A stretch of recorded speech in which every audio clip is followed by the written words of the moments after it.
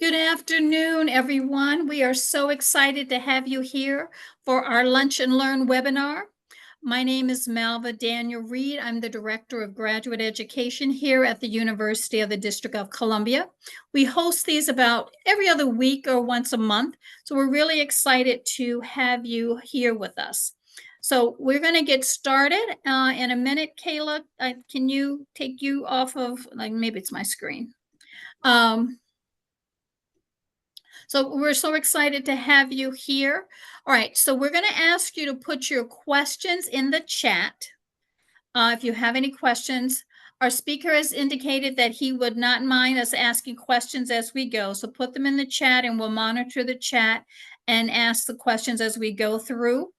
And we're also going to have an evaluation at the end. So wait around to actually fill out your evaluation. So I want to say thank you again for coming. I'm going to turn it over to our VP of the Office of Research at the University of the District of Columbia, and he will tell you a little bit about himself and also introduce our speaker. Dr. McCrory, I'm going to turn it over to you. Thank you, Dr. Reed. So it is my pleasure to have you all participate today in our Lunch and Learn series to talk about exploring the essentials of patents and technology transfer. But before I introduce our really exciting speaker for today, I'd like to give you set some context. So patents and intellectual property and technology commercialization are in the purview of the Office of University Research here at the University of the District of Columbia, as well as if you've been affiliated with any other universities, you usually go through your research office. Particularly, it's important because it gives us an opportunity to capture your intellectual property and at some point down the road, maybe think, is this intellectual property or IP ready to use? Now, a few questions I have for you as an audience is, do you know when the first HBCU patent was? Most people would guess, and they think it would be around the 30s in Tuskegee, okay, with George Washington Carver. But there were never any patents assigned to Tuskegee, and he only 3 patents for himself, not for the university. And so what happened was 17 years later, Skippy and Jiff, when those patents expired, were able to commercialize on his patents. And unfortunately, Tuskegee missed out on those royalties. Well, we won't let that happen here at the University of the District of Columbia. By the way, the first HBCU patent was actually 1976 at North Carolina Central. Here, in a lot of HBCUs, we are now looking at increased commercialization. In Morgan, their first patents were 2012. When I was the inaugural vice president there, we were able to process many, many patents. And then here in 2021, UDC was able, under the Office of University Research, to have its first patents. And now we have a portfolio of 16 patent actions. So it's something growing. But you might ask yourself, well, how do I start out? Where do I go? And what is really behind the whole thing of patents? So it is my pleasure to introduce Michael J. Haag, who's the Director of Entrepreneurship and Technology Transfer and a good colleague at Walsh University. And he's a seasoned leader in technology transfer, innovation management, and venture development with over 25 years of experience. Formerly, he served as the Executive Director of Technology Management at Case Western Reserve University and as a Managing Director of Case Western Spartan Fund, a pre-seed venture fund supporting high-risk early-stage technologies. I should quote, that was something that was established in the state of Maryland around 2012 to 2014 to also look at startups. Morgan State, at that time when I was there, was part of it. It is something that we are currently ongoing seeking to do here in the District of Columbia. Michael's background includes training in research and technology commercialization at the Cleveland Clinic Foundation, adding depth to his expertise in academic and healthcare innovation. His leadership at Case Western's Technology Transfer Office facilitated the launch of over 80 startups, yielding multiple acquisitions and IPOs with a combined exit value exceeding $325 million. I hope Dean Moe of the School of Business is listening to this because this is something we'd like to do. At Walsh, he draws on his extensive experience to cultivate an innovation ecosystem, accelerated translational research, and foster industry partnerships. And before I turn it over to Michael, I would just ask, please put your questions in the chat. And please turn off your cameras as a distraction while he gives his presentation. So without further ado, Michael Haag. Thank you, Michael. Thank you, Dr. McCurry, and thank you to the entire UDC, I should say the UDC community for inviting me to give this presentation.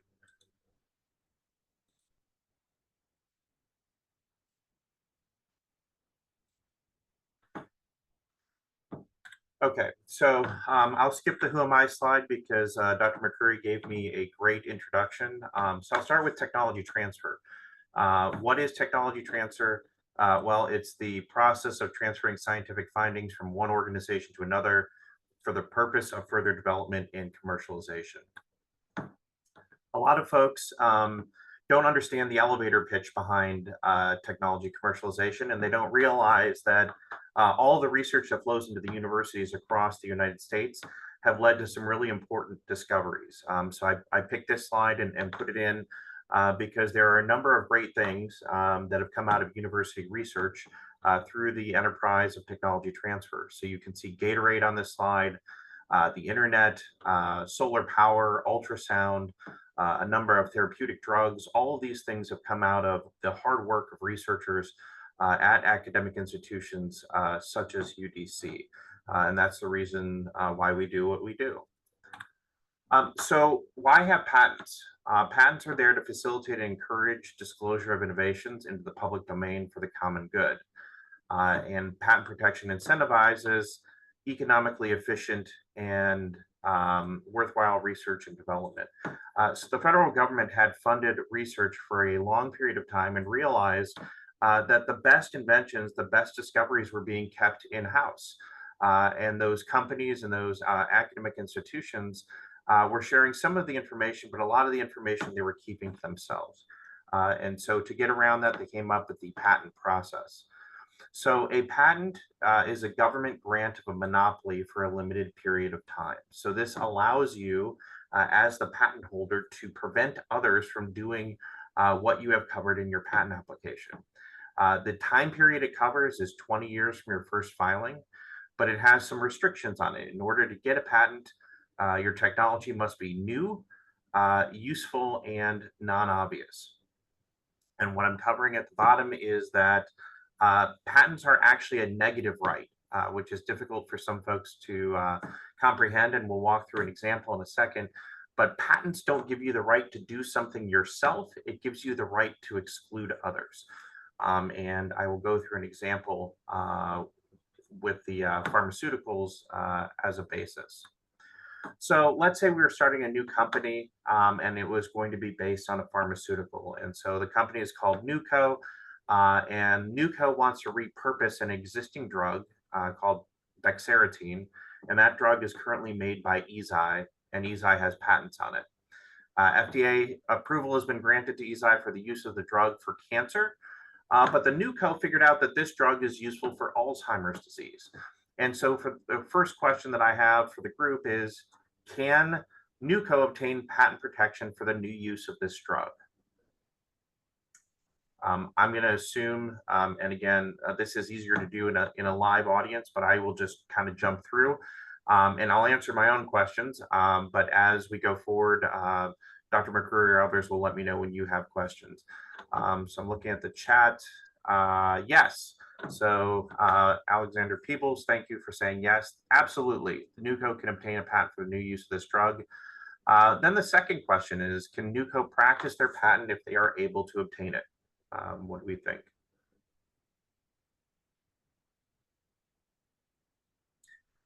You're right again. So the answer is no, right? And so Eisai, when they file for their drug, has what they will call, and we'll get into this later, a composition of matter. They patented the thing itself, the physical molecule that's going into the body. NewCo figured out that that physical molecule can be used for Alzheimer's disease. And with this granting of negative rights, what it does is it says for that use to go forward, the drug for Alzheimer's disease, the two companies have to work together. Eisai cannot go into Alzheimer's disease because they don't have access to the patent rights. of NewCo, but NewCo can't go forward because they don't have access to the underlying drug. And so it's important that once you get a patent, you think through how you utilize those patent rights.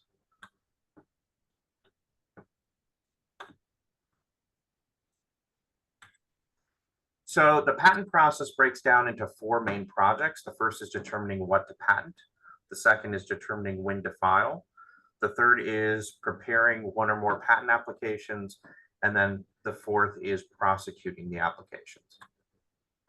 So along our talk, I'm going to share a couple of points where these are the big take-home messages.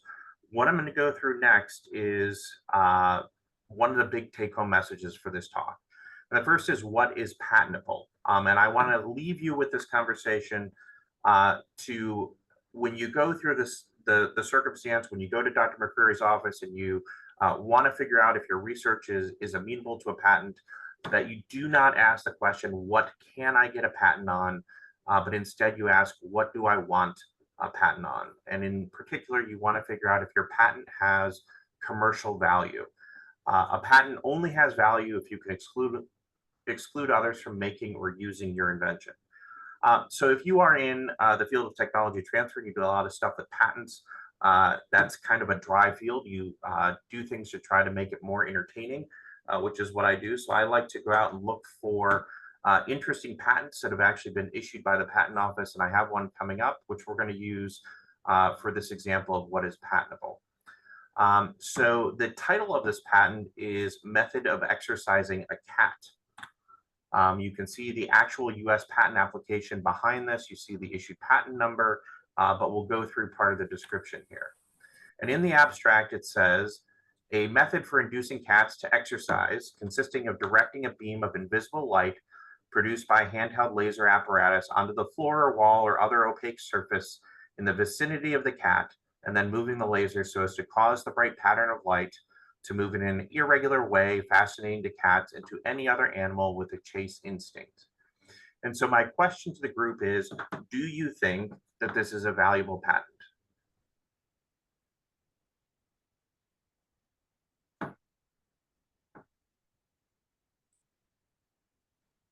No. So the person that answered no, can you tell me why in your comments, why you think the answer is no? And I'm happy to read it.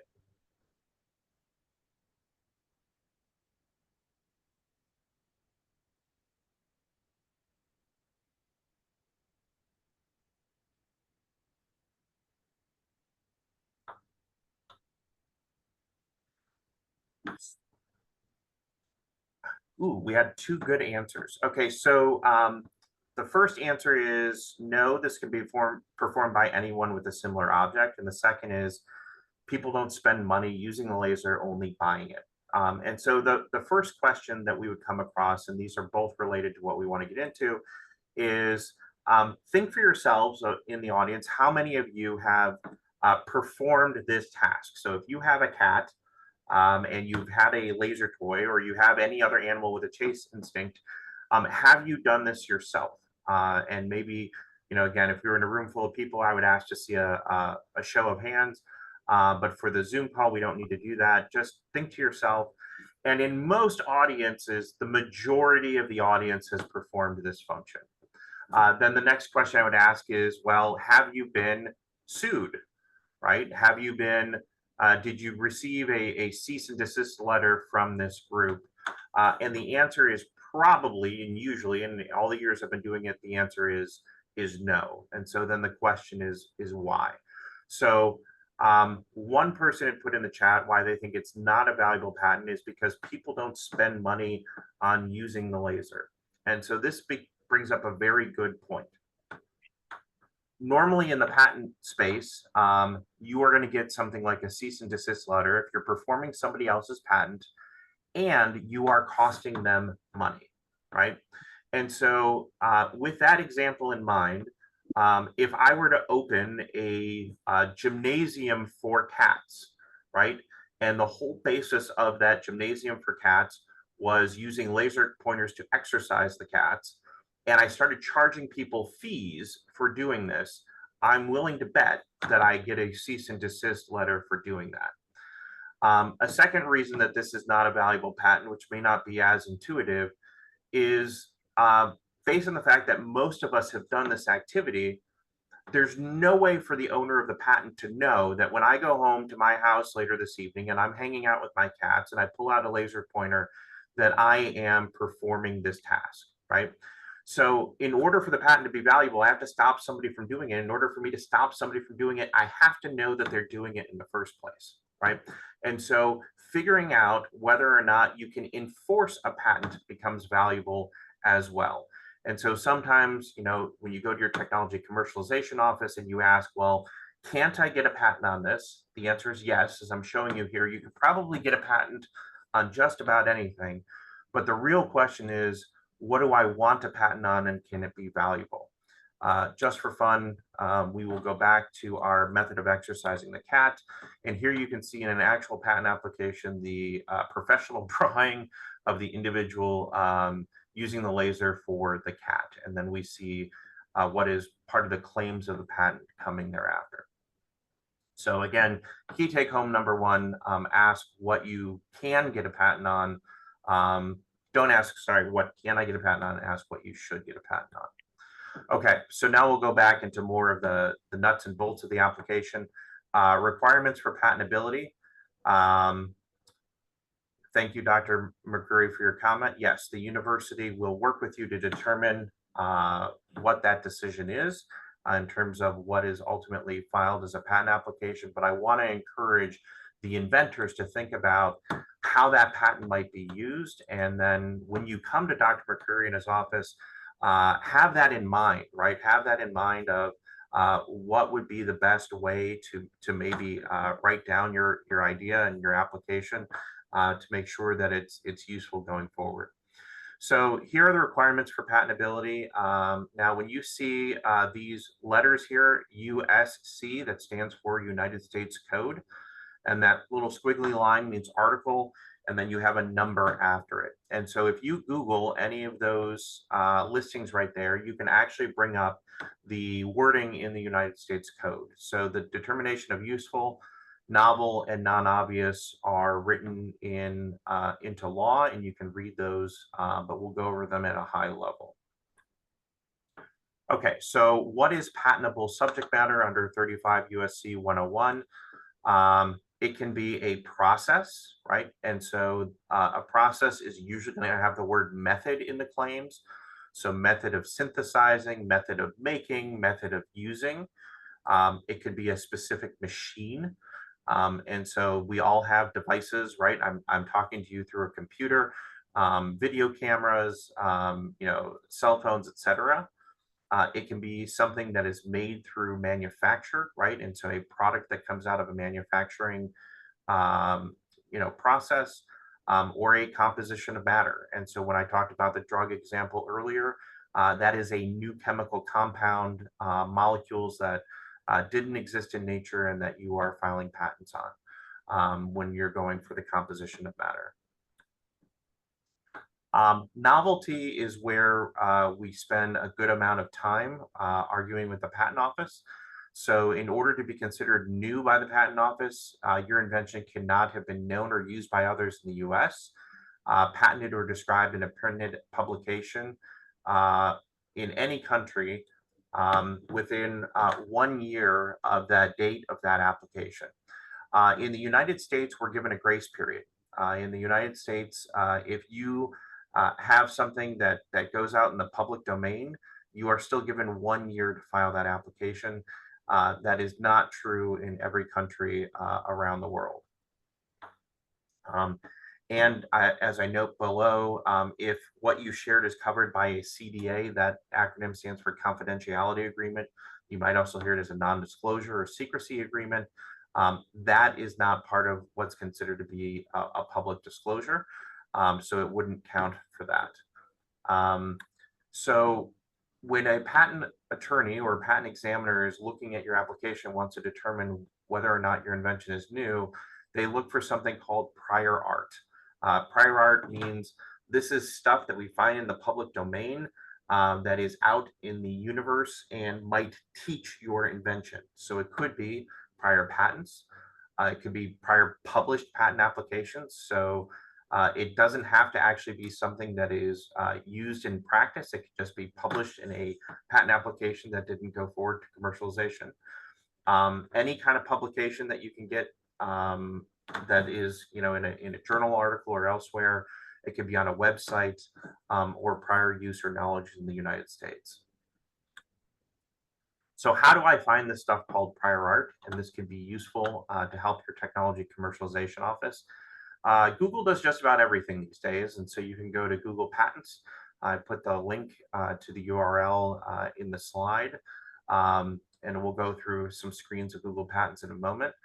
PubMed, for any medical kind of technology, most of you are probably used to using PubMed to search for publications that you're going to use in your citations for your journal article.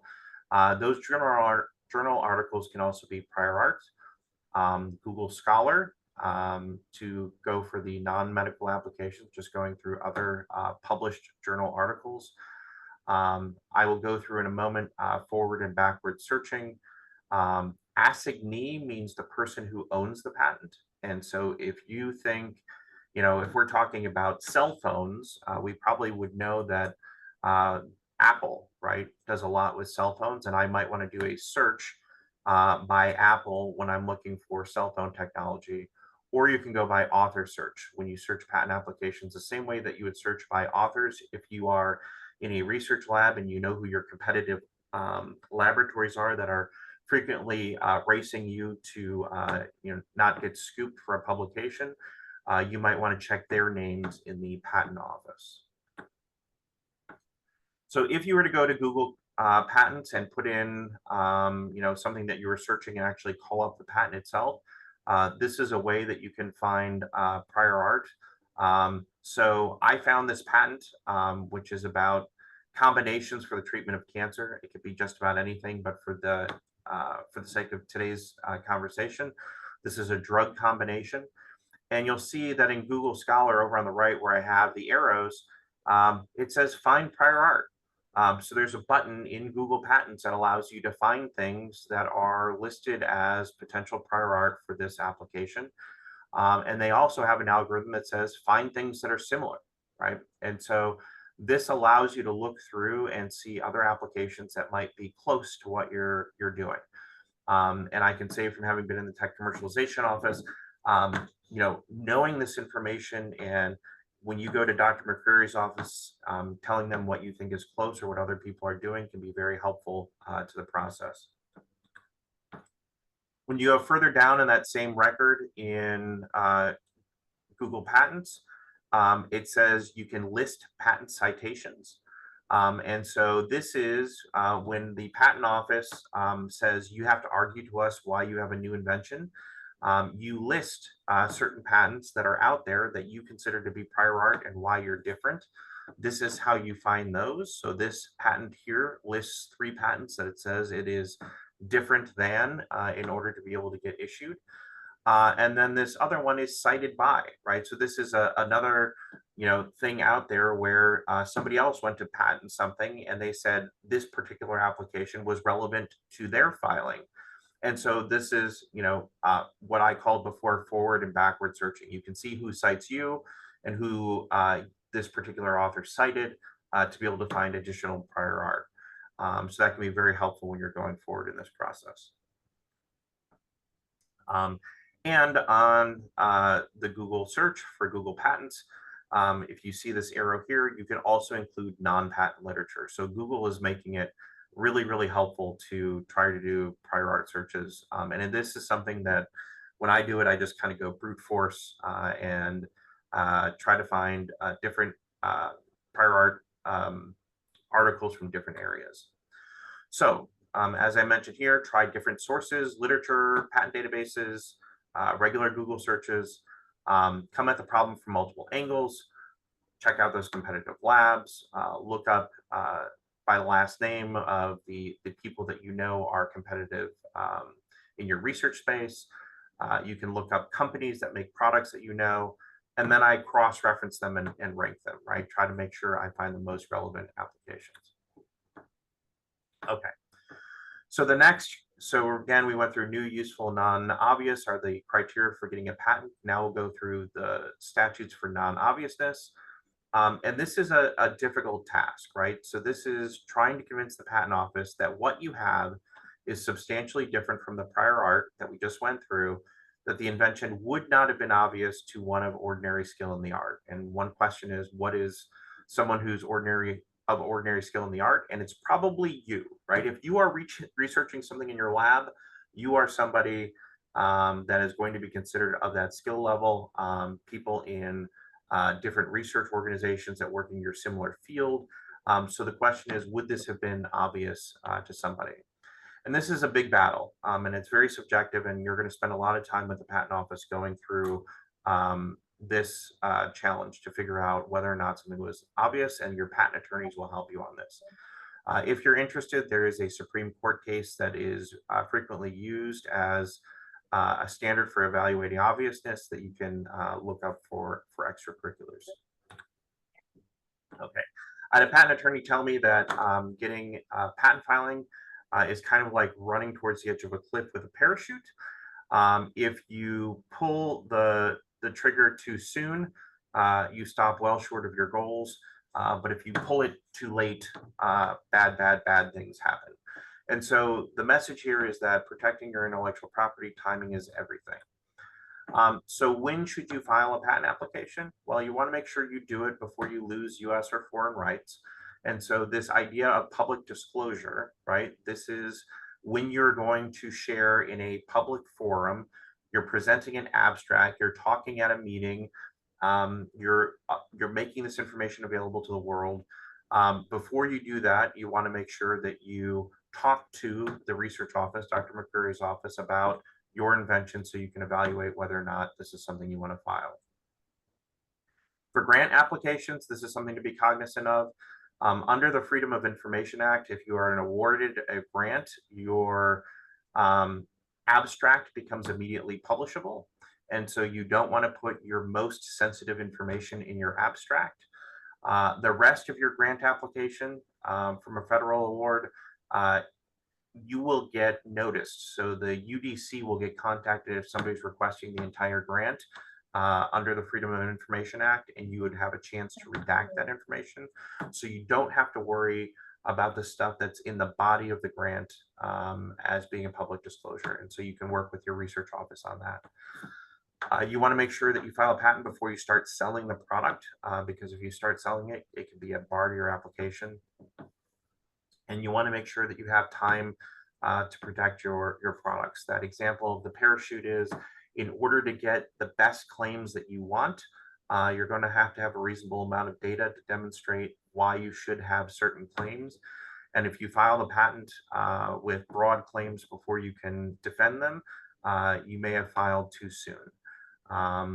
Most countries are absolute novelty, which means that they are the absolute first person to file the application. And as I said before, the US and Canada give you a 1-year grace period for when you share something in the public before you can file a patent application.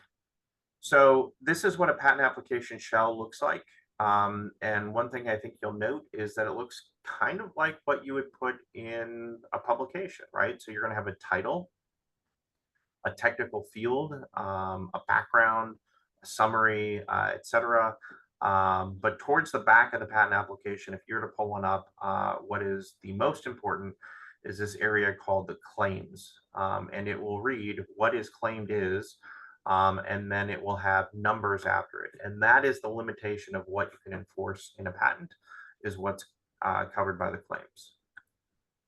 So when you go to prepare the patent application, again, this will be done in consultation with your research office and a patent attorney. You need to file a written description. So this is the summary of what the technology is and the field that it falls in. Their claims, as I walked through before. Again, this is the metes and bounds of exactly what you're able to protect your idea on going forward. And it's important to note that if you disclose information in a patent application but do not claim it, that information is now considered dedicated to the public. So other people can use it, and they can make use of it in their inventions or in their research or in their other work.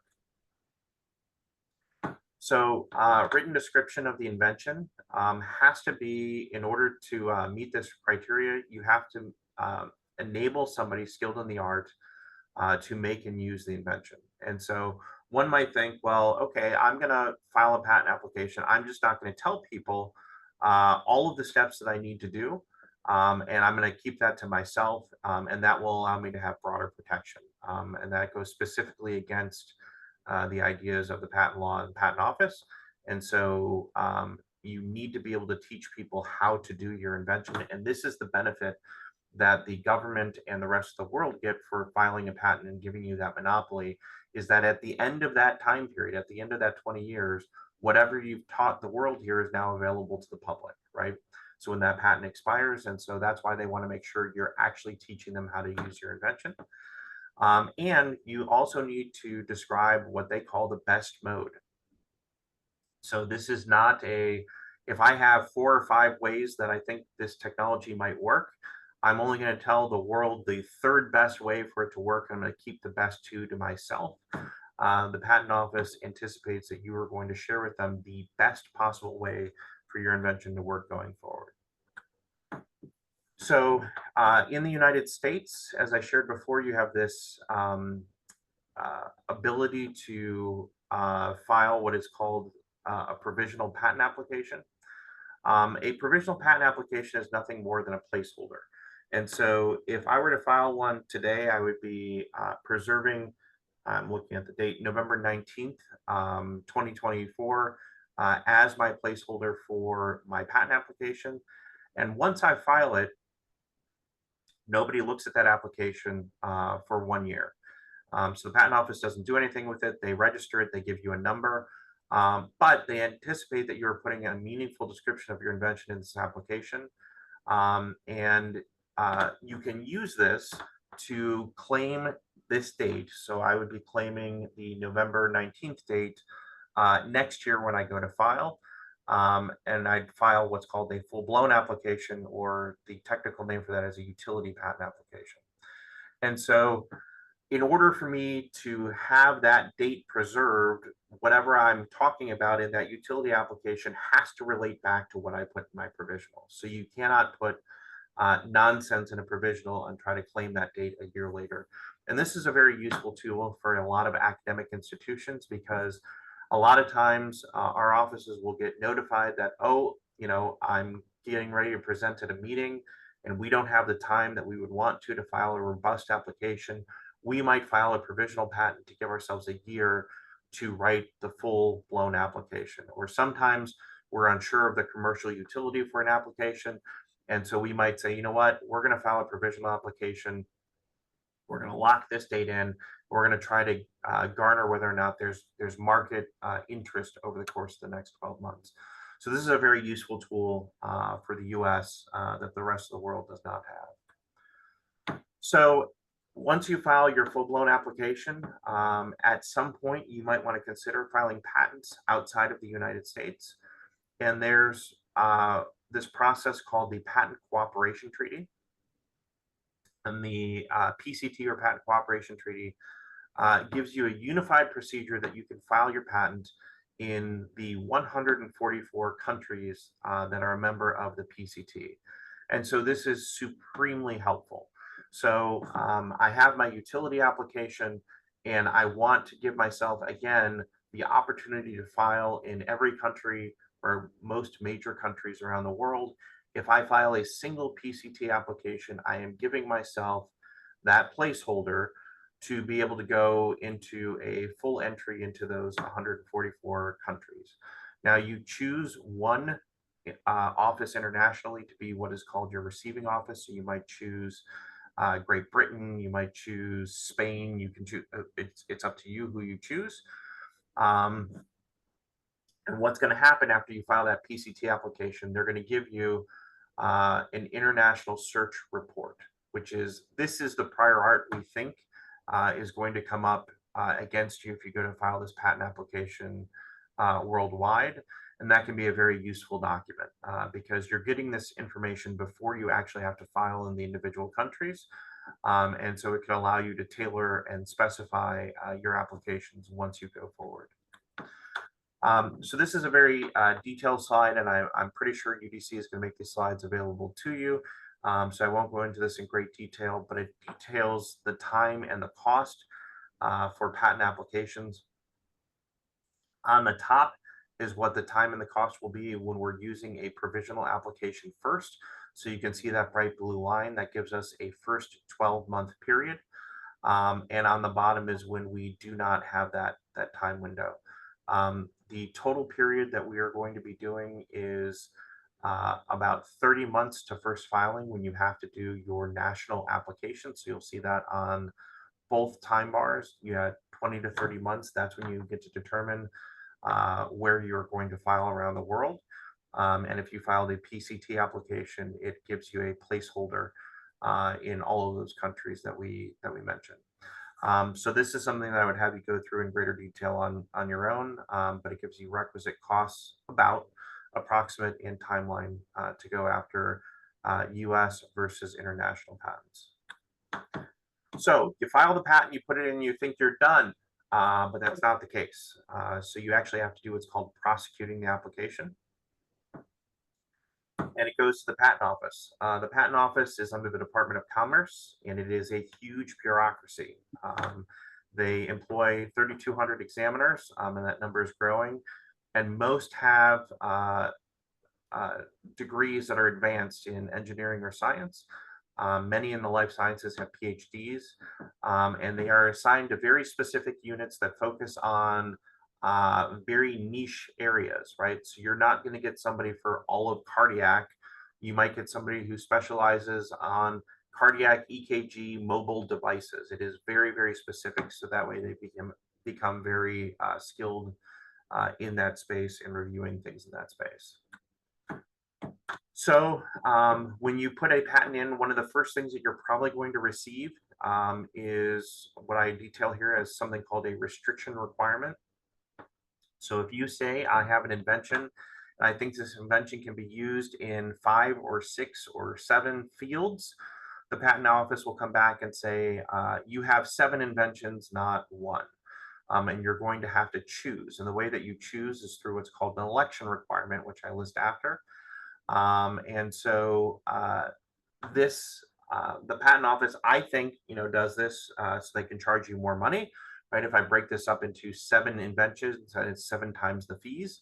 However, they will say they're doing this to make sure that they can be the most efficient with reviewing those claims, because if I'm looking at claims, if we go all the way back to the first example I gave, the drug that could be used for cancer or Alzheimer's, the Alzheimer's database of information is very different than the cancer database of information. So they will try to focus your invention to a specific subset. And in response, you have to choose one invention, and the rest you can put on hold. You don't lose them, but you're just telling the patent office what they are looking at first. Sometimes when you're prosecuting the application, you're going to have an interview. And so, the patent office may come back and say, I think your invention is obvious for all of these reasons. Your patent attorney might say, listen, I think the patent examiner is completely missing the point. And if I get the inventors on the phone with the examiner, I think we can knock through this pretty quickly. And so it's meant to clarify the issues. Again, this would be coordinated through your research office. If you're ever get asked to attend an interview with your patent counsel, be prepared to talk about your invention, maybe understand examples or a working model, so that way you can have it at the ready if you are asked in detail. Okay, so let's say you go forward, you get your patent and the patent issues. Are we done now? And the answer is no. I have a list of things on this page that can happen after a patent issues. The first one is a certificate of correction. This is if somewhere along the process we made an accidental mistake and you want to fix it. A reissue is a process that you go through where there was probably a more substantive mistake, but it was an accident as to why this was not looked at. And so usually this comes about with things like prior art, where something should have been listed as prior art, but wasn't. You can do a full-blown reexamination. And so if you think that the patent office completely missed the claims that you should get, you can go through a re-exam process. And there's also a process that you can go through to try to get your patent term extended. And this is if you feel that the patent office took a way too long amount of time to review your patent, and you should get longer terms to enforce your patent. Infringement. Infringement is a topic that says somebody else is performing your patent rights and they don't have the ability to do so. You didn't give them a license to work out what you're doing. And so in the example that I gave early on between the drug, if Nuco went forward and they tried to sell that drug for Alzheimer's use, they would be infringing the patents of Eisai, who held the drug patent. So this 35 USC 271 explains what constitutes infringement. But one important thing that I wanted to put at the bottom, which I always talk to research institutes about, is that there was a commonly held misconception that research institutions were exempt from infringement under patent law. And that was widely believed to be true up until 2002, when a very important Federal Circuit case, Duke v. Mady, determined that there is no experimental use or research use exemption under the law. That sent offices like mine, tech commercialization offices, into a broad panic for a number of years. But then if you go back to our cat laser pointer example, for the most part, research institutions aren't going to sue each other. And they're not going to sue each other for doing basic research that advances the common knowledge. Where that might get into a problem is if you are doing something with the patent that is causing the research institute to make money. So if you're doing basic research and putting it in the public domain, you're not likely going to get sued. You are infringing somebody's patent and you're making money off of it. Chances are you're going to get a letter and people are going to want to talk to you more about it. So if you're an inventor, what's your role? Everybody who's touching the patent application going forward has what's called a duty of disclosure. And that means you have the requirement to disclose any information that is relevant to patentability to the patent attorney and therefore to the patent office. So material to patentability means any information that a reasonable person would think is important in deciding whether or not the application should be allowed as a patent. And so sometimes I've had researchers not tell us about prior art because they think it would damage their patentability. And that goes against this duty of disclosure. If somebody can prove later on that you were aware of prior art and you didn't disclose it, they can use that to invalidate your patent. So it is super, super important for everybody in the process, from the tech commercialization office to the inventor to the patent attorney, to disclose everything that is relevant to the final application going forward. Okay, it took a while to get to this, but I told you in the beginning that there were going to be major take-homes. So we did the first major take-home. This is the second major take-home, and that is trying to figure out who an inventor is. So in order to be an inventor, you have to conceive what makes up the claims at the back part of the patent, right? And so an inventor is very different than who an author is. Authors on a publication might be granted authorship for a variety of reasons, each of which is valid. Maybe they are a senior person in the laboratory. Maybe they gave a critical review of a manuscript. Maybe they provided some key reagents. And those are all very valid reasons to be an author. Those are not all very valid reasons to be an inventor. And so somebody actually has to conceive of the idea that makes its way into the claim to be considered an inventor on a patent application.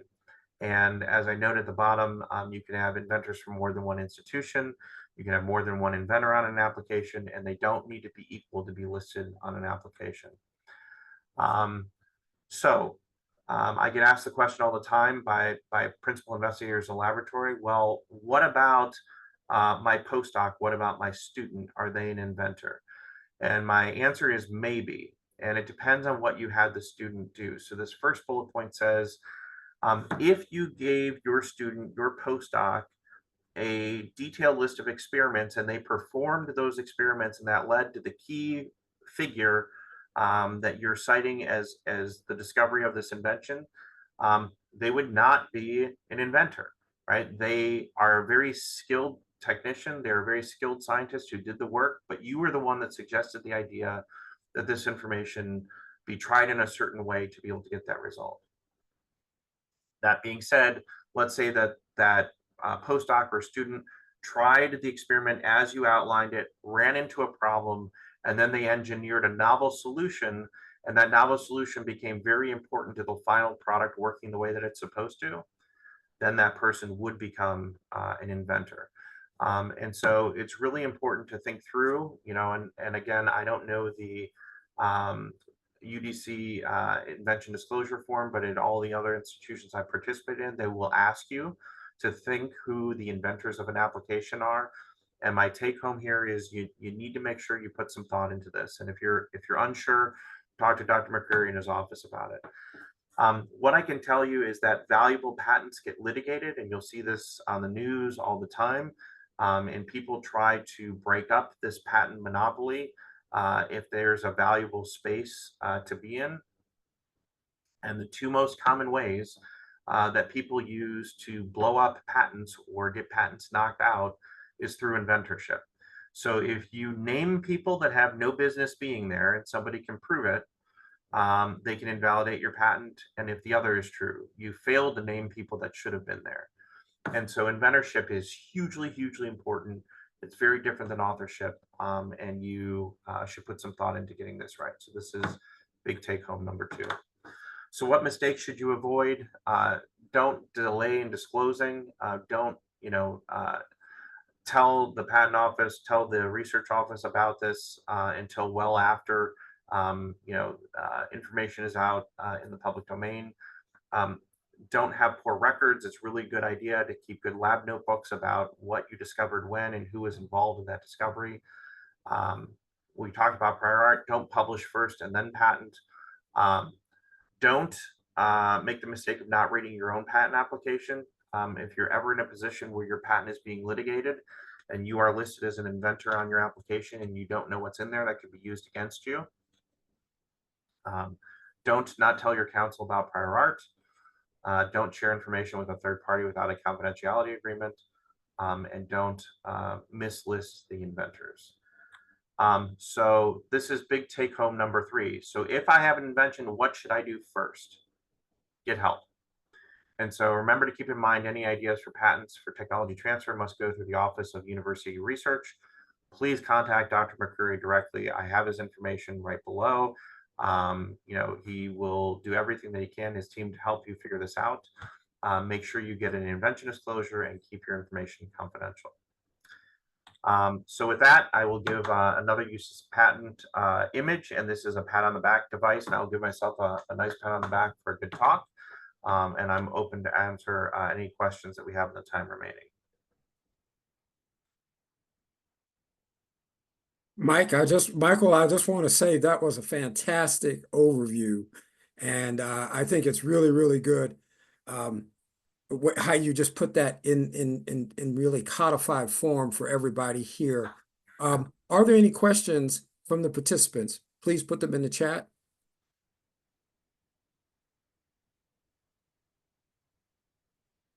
Well, seeing none and hearing none, I want to again thank. Well, before Go I ahead, was go trying to ahead. find my Michael, again, I want to thank you for providing this information. I think it was invaluable for those who are attending, and the slides definitely will provide more information.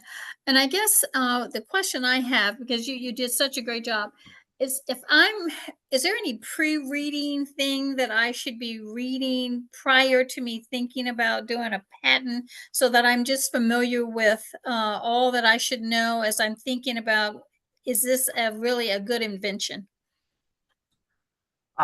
So I don't know that there would be pre-reading that I would do per se. I think your research office is going to be the best group to help you. Things that come up every time you go to try to commercialize a technology is, what are other people doing, right? And so the same way that you would look at in a journal article to know what other people are publishing, when it comes to commercialization, you want to know what other products are available. And then what makes you stand out or makes you different from other products. So These are called points of novelty usually, right? I like to refer to them as the ERS, right? Better, faster, cheaper, stronger. What do you have in that area that makes you stand out from your competition? Thank you. I see a question in the chat. So, Stacy, yep. how long does it take for patent material to go into the public domain? So typically about 20 years, but I'm gonna put a caveat around that, right? So a patent will expire at 20 years from the first filing. But as I said in one of the slides earlier, if you put something in your patent application and don't actually claim it, it's immediately available to the public. Or people who put stuff in a patent application and then abandon the patent application, right? So um, patents can cost a lot of money. And so a university or another company may file on a patent and go for it for 5, 6, 7 years and decide, I don't want to keep paying to have this go forward. And they abandon it. Once it's abandoned, that information is available to the public.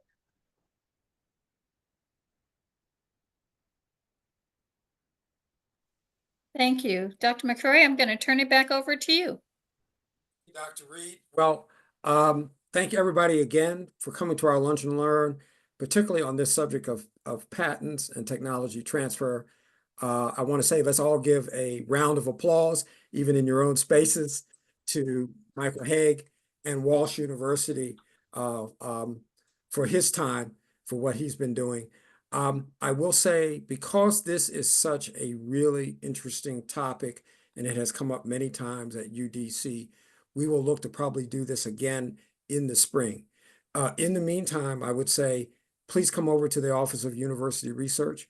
We will also distribute the slides out to everybody.